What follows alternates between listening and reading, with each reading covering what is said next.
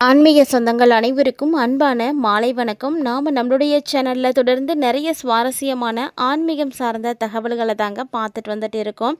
அந்த வரிசையில் இந்த பதிவில் என்ன பார்க்க போகிறோம் அப்படின்னா, பிப்ரவரி 17ஆம் தேதி அன்னைக்கு உருவாகக்கூடிய அமாவாசைக்கு பிறகு ஏற்படக்கூடிய கிரக மாற்றங்களால் என்ன மாதிரியான பலன்களை எல்லாம் கடகராசினியர்கள் அடைய போகிறாங்க அப்படின்னு தான் தெரிஞ்சுக்க போகிறோம். பொதுவாக தமிழ் மாதங்களில் வரக்கூடிய ஒவ்வொரு அமாவாசையுமே சிறப்பு வாய்ந்தது தான். அதில் நம்ம இப்போது மாசி மாதத்தினுடைய அமாவாசையில் நெருங்கியிருக்கோம். இந்த மாசி அமாவாசை அப்படிங்கிறது ரொம்ப ரொம்ப சிறப்பு வாய்ந்த அமாவாசை. ஏன்னா மாசி மாதத்தையே மகத்துவம் நிறைந்த மாதம் அப்படின்னு சொல்லுவாங்க.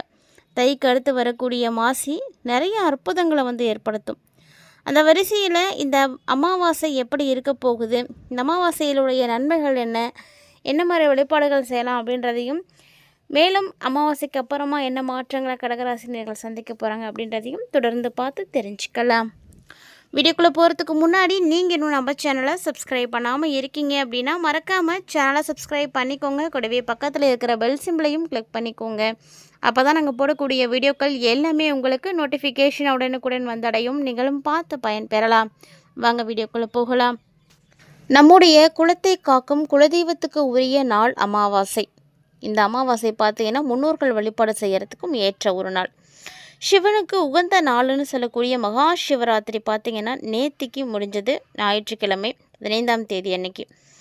அதாவது நேற்று இரவு முழுவதும் விழித்திருந்ததினால் கண்டிப்பாக சிவனுடைய பரிபூரணமான அருள் கிடைக்கும். எம்பெருமான் ஈசனை நினைத்து நேற்று விழித்திருந்தவர்கள் அனைவருடைய வாழ்க்கையிலையும் அற்புதம் நிகழும். சிவனுடைய அருள் கிடைக்கும் அப்படிங்கிறது ஐதீகம். அப்படின்றதுனால பலரும் பார்த்திங்கன்னா விடிய விடிய முழிச்சிருப்பாங்க. அதை தொடர்ந்து பார்த்திங்கன்னா நாளைக்கு அமாவாசை. மாதந்தோறும் வரக்கூடிய அமாவாசை தினத்தில் முன்னோர்களை வழிபாடு செய்கிறது அப்படிங்கிறது ஒரு சிறந்த ஒன்று. அந்த வகையில் செவ்வாய்க்கிழமை வரக்கூடிய மாசி மாத அமாவாசை. அமாவாசை திதி எப்போ வந்தாலுமே ஒரு குறிப்பிட்ட ஒரு சில மாதங்களில் வரும் பொழுது கூடுதல் சிறப்புகளோடு தான் இருக்கும். அதில் முக்கியமானது அப்படின்னா தை அமாவாசை, ஆடி அமாவாசை, புரட்டாசி அமாவாசை இதெல்லாம் முக்கியம் அப்படின்னு சொல்லுவாங்க. இதே போல தான் இந்த மாசி மாத அமாவாசையும் தனி சிறப்பு வாய்ந்தது. ஏன்னா ஒரு வருடம் எடுத்து பார்க்கும் பொழுது ஒவ்வொரு மாதம் அமாவாசை, அப்போ 12 மாதங்களுக்கு 12 அமாவாசை வரும்.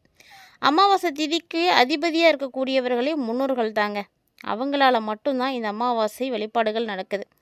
ஒவ்வொரு மாதமும் அமாவாசை தினத்தில் முன்னோர்களுக்கு சிறப்பு தூபம் காட்டி தியானம் செய்து அன்னதானம் செய்து வழிபாடு செய்கிறது உங்களுடைய குடும்பத்துக்கே நல்லது. ஒரு வருஷத்துக்கு 96 தர்ப்பணங்கள் கொடுக்கணும் அப்படின்னு சாஸ்திரங்கள் சொல்லுது. அதன்படி மாதந்தோறும் வரக்கூடிய அமாவாசை ஒவ்வொரு தமிழ் மாத பிறப்பு, கிரகண காலங்கள், திதி, இது மாதிரி ஒவ்வொரு நாளுமே, அதாவது 15 நாட்களுக்கு ஒரு முறை அப்படின்னு ஒரு 96 தர்ப்பணங்கள் கொடுக்கணும் அப்படின்னு சொல்லப்பட்டிருக்கு. அப்படி பார்க்கும் பொழுது மாசி மாதத்தில் வரக்கூடிய இந்த அமாவாசை நாளில் முன்னோர்களுக்கு தர்ப்பணம் கொடுக்கறது சிறப்பானது. இந்த நாளில் அதிகாலையில் எழுந்து நீராடி விரதம் இருந்து முன்னோர்களை வழிபாடுகள் செய்யணும். ஆறு, குளம், கடல் இது மாதிரி எங்கே வேணாலும் நீங்கள் புனித நீராடுகள் ஆடலாம். உங்களுக்கு ரொம்ப முக்கியம் பார்த்திங்கன்னா இந்த நாளில் முன்னோர்களுக்கு தர்ப்பணம் கொடுக்கணும். சாயந்தர நேரத்தில் குலதெய்வத்தை வழிபட்டு விரதத்தை நிறைவு செய்துக்குங்க. அதாவது மாலையில் வீட்டு வாசலில் மாவிளை தோரணம் கட்டி குலதெய்வத்தை வழிபாடு செய்தீங்க அப்படின்னா முன்னோர்களுடைய ஆசி கிடைக்கும். முன்னோர்களுடைய மனசை குளிர்விச்சு அவங்களுடைய ஆசைகளை பெற்றதோடு இல்லாமல் அந்த தினத்தில் குலதெய்வத்தினுடைய அருளையும் பெற முடியும். அமாவாசை நாள் அப்படிங்கும்போது முன்னோர்களுக்கு தர்ப்பணம் கொடுத்து வழிபாடு செய்கிறது நல்லது. யாரெல்லாம் தர்ப்பணம் கொடுக்குறீங்களோ அவங்களுடைய பாவங்கள் மட்டும் இல்லைங்க, அவருடைய முன்னோர்கள் பல தலைமுறைகளாக செய்த பாவங்கள் கூட தீர்ந்துடும். அவங்களுடைய ஆன்மா நற்கதி அடையும். முன்னோர் வழிபாட்டை மேற்கொள்கிறதுனால குடும்பத்துக்கு ஒற்றுமை கிடைக்கும், பிரச்சனைகள் நீங்கும், திருமண தடை நீங்கும், தோஷங்கள் இருந்தால் நீங்கும், குலம் செழிக்கும், குழந்தை பேர் இல்லாதவங்களுக்கு குழந்தை பேர் கிடைக்கும், நல்ல அதிர்ஷ்டங்கள் கிடைக்கும் அப்படின்னு நம்பப்படுது. அது மட்டும் இல்லாமல் இந்த மாசி அமாவாசை நாளில் நதிகளில் கரைகளில் தெய்வங்கள் வசிப்பாங்க. ஸோ 3 நதிகள் சங்கமிக்கக்கூடிய இடத்துல நீராடுறது ரொம்ப நல்லது. அனைத்து பாவங்களும் போக்கும் அப்படின்னு ஆன்மீக பெரியவர்கள் சொல்லியிருக்காங்க. இந்த மாசி மாத அமாவாசை அவிட்டம் நட்சத்திரத்தோடு இணைந்து வரதுனால தர்ப்பணம் கொடுக்கறது பித்ருக்களுக்கு அளவில்லாத மனமகிழ்ச்சியை கொடுக்கும். அது மட்டும் இல்லைங்க, அன்றைக்கி நீங்கள் தான தர்மங்கள் செய்யுங்க. தானம் அப்படின்னு எடுத்து பார்க்கும்பொழுது உணவு, தண்ணீர், உடை இப்படி எது வேணாலும் நீங்கள் தானம் செய்யலாம். தானம் செய்கிறது பல ஆண்டுகள் பித்ருக்களுக்கு நீங்கள் சிராத்தம் செய்த பலன்களை கொடுக்கும். மறக்காமல் இந்த நாளில் தானங்கள் செய்து உங்களுடைய பாவங்களை எல்லாம் போக்கிக்கோங்க. ரொம்ப முக்கியமான அமாவாசை, தவற விட வேண்டாம். அப்படி ஒருவேளை தவற விட்டால் அடுத்த வருடம் வரைக்கும் நீங்கள் காத்திருக்கிற மாதிரி இருக்கும். இது மாதிரி முக்கியமான அமாவாசைகளில் நீங்கள் செய்யக்கூடிய விஷயங்களை முறைப்படி தெரிஞ்சுக்கிட்டு நீங்கள் செய்தீங்க அப்படின்னா கட்டாயம் உங்களுக்கு முன்னோர்களுடைய ஆசையும் கிடைக்கும், குலதெய்வத்தினுடைய ஆசையும் கிடைக்கும். இந்த மாசி அமாவாசையை பற்றி நிறைய விஷயங்களை பார்த்துருப்பீங்க. இதைத் தொடர்ந்து என்ன மாதிரியான மாற்றங்களானது கடகராசினியர்களுடைய வாழ்க்கையில் நிகழப்போகுது அப்படின்றதையும் தொடர்ந்து பார்த்து தெரிஞ்சுக்கலாம். வீடியோக்குள்ளே போகிறதுக்கு முன்னாடி நீங்கள் இன்னும் நம்ம சேனலை சப்ஸ்கிரைப் பண்ணாமல் இருக்கீங்க அப்படின்னா மறக்காமல் சேனலை சப்ஸ்கிரைப் பண்ணிக்கோங்க. கூடவே பக்கத்தில் இருக்கிற பெல் சிம்பிளையும் கிளிக் பண்ணிக்கோங்க. அப்போ தான் நாங்கள் போடக்கூடிய வீடியோக்கள் எல்லாமே உங்களுக்கு நோட்டிஃபிகேஷனை உடனுக்குடன் வந்தடையும், நீங்களும் பார்த்து பயன்பெறலாம். வாங்க வீடியோக்குள்ளே போகலாம். கடகராசியை சார்ந்தவங்களாக இருக்கீங்க அப்படின்னா இந்த காலகட்டங்களில் உங்களுக்கு நிறைய மாற்றங்கள் கிடைக்கும். குறிப்பாக வேலையில் புதிய சவால்கள் எல்லாம் நீங்கள் பார்க்குற மாதிரி இருக்கும். நீங்கள் என்ன தான் சவால்களை புதுசாக பார்க்குற மாதிரி இருந்தாலுமே கூட அது உங்களுடைய வாழ்க்கைக்கு ரொம்ப நல்லது. புதுசாக எதுவும் கற்றுக்கிறதுக்கான அமைப்புகள் கிடைக்கும். ஒரு சிலருக்கு உடல்நலம் தொடர்பான பிரச்சனைகளானது வரத்துக்கு வாய்ப்பு இருக்குது. வேலை அழுத்தம் கொஞ்சம் அதிகமாகவே இருக்கலாம். வேலையில் அதே மாதிரி பொறுப்புகளும் பார்த்திங்கன்னா அதிகரிக்கத்தான் செய்யுமே தவிர எந்த வகையிலுமே உங்களுக்கு குறையாது. இந்த டைமில் உங்களுடைய மனநிலையில் உங்களுக்கு பார்த்திங்கன்னா ரொம்ப சிறப்பாக இருக்கும். நாள் முழுக்க நல்லாயிருக்கும். உங்களுடைய நிதி நிலைமை இன்னும் நல்லாயிருக்கும். நிதிநிலையை பெருக்கிக்கிறதுக்கு நிறைய விஷயங்களை செய்வீங்க. கூடவே பார்த்தீங்கன்னா உறவில் நேர்மை இருக்கும், நிதானம் இருக்கும். இது எல்லாத்தையும் நீங்கள் கடைப்பிடிச்சிட்டு வந்தீங்க அப்படின்னா உங்களுடைய உறவுகளுக்குள்ளே கூட எந்த பிரச்சனையும் இருக்காது, நல்ல பலன்கள் கிடைக்கும். நிதிநிலையை பொறுத்த வரைக்கும் கடகராசி நேயர்களுக்கு ரொம்ப ரொம்ப ஸ்ட்ராங்காக இருக்கும். எந்த பிரச்சனையும் உங்களுக்கு இருக்காது. இதுக்காக நான் கஷ்டப்படுறேன் அப்படின்னு நீங்கள் ஒன்றுமே சொல்லவே மாட்டீங்க. அது மட்டும் இல்லாமல் உங்களுடைய புத்திசாலித்தனம் பார்த்தீங்கன்னா இந்த காலகட்டங்களில் நிறைய வகைகளில் உங்களுக்கு உதவியாக இருக்கும். புத்திசாலித்தனமாக முதலீடுகள் செலுத்துங்க. இல்லை காசு பணம் இருக்குன்னா கூட அதை செலவு செய்கிறீங்க அப்படின்னா அதையும் யோசித்து செய்யுங்க. இதெல்லாம் அவசியமானது. காதல் உறவுகளில் பொறுமையை கடைப்பிடிக்கணும், புரிதல் ரொம்ப முக்கியம். நிதி விஷயங்களில் கட்டாயமாக விவேகத்தோடு இருக்கணும். இல்லை அப்படின்னா பல விஷயங்களை நீங்கள் இழக்க நேரிடும். கடகராசினியர்களை பொறுத்த வரைக்கும் வரக்கூடிய நாட்களில் உங்களுக்கு தொழில் மற்றும் வணிகம், வேலை இதெல்லாம் எப்படி இருக்கும் அப்படின்னா ரொம்ப சிறப்பாக இருக்கும். ஏன்னா வங்கி இல்லைன்னா தகவல் தொழில்நுட்ப துறைகளில் இருக்கக்கூடியவர்களாக இருக்கீங்கன்னா உங்களுக்கு வெளிநாடு போய் வேலை செய்கிறதுக்கான வாய்ப்புகள் கிடைக்கும். இந்த மாதிரி புதிய வாய்ப்புகளுக்காக தான் நீங்கள் காத்துட்டு இருந்திருப்பீங்க. ஸோ அதெல்லாம் இப்போ கிடைக்கும். வணிகர்களுக்கு புதிய வாய்ப்புகள் கிடைக்கும். மன அழுத்தம் உங்களுக்கு கண்டிப்பான இருக்கும். ஆனாலும் விமர்சனங்களை எல்லாம் தவிர்த்துக்கோங்க. 4 பேர் 4 விதமாக பேச தான் செய்வாங்க. அதெல்லாம் காதில் வாங்கிக்காமல் முன்னேற்றத்தை மட்டுமே நீங்கள் குறிக்கோளாக வச்சுக்கிட்டு உங்களுடைய பாதையை நோக்கி நீங்கள் பயணத்தை எடுங்க. கட்டாயமாக உங்களுக்கு நல்ல மாற்றம் கிடைக்கும். நிதிநிலையும் பார்த்திங்கன்னா உங்களுக்கு ரொம்ப நல்லாவே இருக்குது. எப்படியாப்பட்ட பெரிய விஷயங்களுக்காக நீங்கள் நிதி முடிவுகளை எடுக்கிறீங்களோ யோசித்து எடுக்கணும்.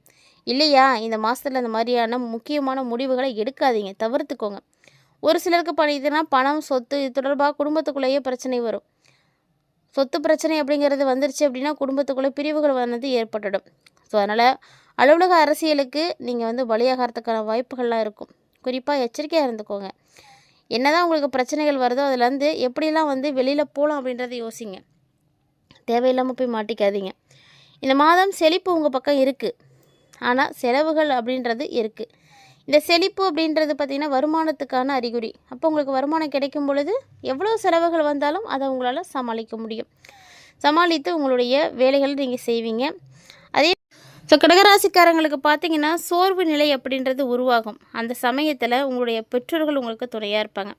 எப்போதுமே நம்ம எப்போல்லாம் டவுன் ஆகிறோமோ அப்போல்லாம் நமக்காக கூட இருந்து நம்மளை மோட்டிவேட் பண்ணி நம்மளை அடுத்த கட்டத்துக்கு கொண்டு போகிறாங்க பார்த்திங்களா, அவங்கள வாழ்க்கையில் என்றைக்குமே மறக்கவே கூடாது. அந்த வரிசையில் கடகராசிக்காரங்களுக்கு இப்போது உங்களுடைய பெற்றோர்கள் தான் இருக்க போகிறாங்க. அதனால் உங்களுடைய பெற்றோர்களை கண்ணும் கருத்துமாக பார்த்துக்கோங்க. ஸோ அவங்களுடைய வாழ்க்கையை நல்லபடியாக வச்சுருக்கிறதுக்கு நீங்கள் அவங்களுக்கு வேண்டிய உதவிகள் எல்லாம் செய்யுங்க. மேலும் இந்த காலகட்டங்களில் பார்த்திங்கன்னா நிறைய அற்புதங்கள் உங்களுக்கு நிகழப்போகுது. இதுதான் உங்களுக்கு நல்லது, இதெல்லாம் உங்களுக்கு ஆகாது அப்படின்னு சொல்கிற மாதிரி ஒன்றுமே இல்லை. ஸோ இருந்தாலும் பெற்றோர்களுக்கான நேரத்தை ஒதுக்குங்க, அவங்களுக்கு தேவையானதை செய்து சந்தோஷப்படுத்துங்க. மற்றபடி பார்த்திங்கன்னா ஒருவருக்கொருவர் நேரத்தை செலவிடுறதுனால காதல் வாழ்க்கையும் ரொம்ப நல்லாயிருக்கும். ஆனால் கடகராசி நேயர்களுக்கு ஆரோக்கியம் பார்த்திங்கன்னா எப்போதும் போல தாங்க. பரிசோதனை அப்படிங்கிறது ரொம்ப முக்கியம். ஏதாவது ஒரு பிரச்சனைகள் இருக்குது அப்படின்னா அதுக்கான ட்ரீட்மெண்ட்டை கண்டிப்பாக எடுத்துக்கோங்க. உங்களுடைய உணவில் சிறப்பு கவனம் எடுத்துக்கோங்க. கர்ப்பிணிகளாக இருக்கீங்க அப்படின்னா ரொம்ப ரொம்ப கவனமாக இருங்க. மது அருந்தக்கூடிய நபர்கள் எல்லாருமே மது அருந்துவதை தவிர்த்துக்கோங்க. ஆபத்தான செயல்களில் ஈடுபடாதீங்க. உங்களுக்கும் சரி, உங்களுடைய வாழ்க்கை துணைக்கும் சரி. ஏதாவது பாதிப்புகள் இருக்குன்னா உடனடியாக மருத்துவர் அணுகி அதற்கான சிகிச்சைகளை எடுத்துக்கோங்க. எப்போதுமே உங்கள் 2 பேர்த்துக்கு இருக்கக்கூடிய பிரச்சனைகளுக்கு இடையில 3வது நபரை எப்போதும் ஜாயின் பண்ணாதீங்க. ஏன்னா அவங்களால அந்த பிரச்சனைகள் பெருசாகலாம். கர்ப்பிணிகளாக இருக்கீங்க அப்படின்னா ரொம்ப ரொம்ப உங்களுடைய ஆரோக்கியத்தில் கவனம் எடுத்துக்கோங்க. நல்ல உணவுகளை எடுத்துக்கோங்க. இந்த உணவு பார்த்திங்கன்னா நம்ம ஆரோக்கியமாக வாழ்கிறதுக்கு நிறைய வழிகளை ஏற்படுத்தி கொடுக்கும். ஸோ கடகராசி அன்பர்களுக்கு கட்டாயமாக இந்த பதிவு பிடிச்சிருக்குன்னு நினைக்கிறேன். ஏன்னா அமாவாசையை பற்றி நீங்கள் ஒரு சில விஷயங்களை பார்த்துருப்பீங்க. அதுக்கப்புறமா ஏற்படக்கூடிய கிரக மாற்றங்களில் கடகராசினியர்களுடைய தொழில் வாழ்க்கையில் தொடங்கி அவங்களுடைய இல்லற வாழ்க்கை வரைக்கும் எப்படி இருக்குது அப்படின்றத பார்த்துருப்பீங்க. கட்டாயமாக உங்களுக்கு பிடிச்சிருந்துருக்குன்னு நினைக்கிறேன்.